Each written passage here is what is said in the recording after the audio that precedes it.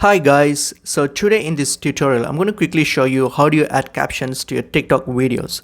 So firstly, just make sure that your TikTok app is updated. So just have a look at your Play Store or your Apple Store and see if it's updated. So I'm considering that your TikTok app is updated. So once you have the latest version, it's all updated. Then what you can do is, in order to add captions for your video, so launch your TikTok app first.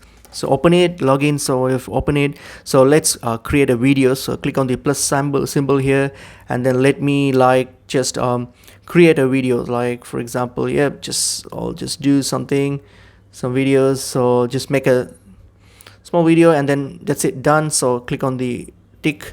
So I've done it. So that's my video now. I'll just put the volume down. All right, so that's my video now. So what you can do here is, on your right side here, you will see a bunch of options here, and you will see an option called captions. Click on it.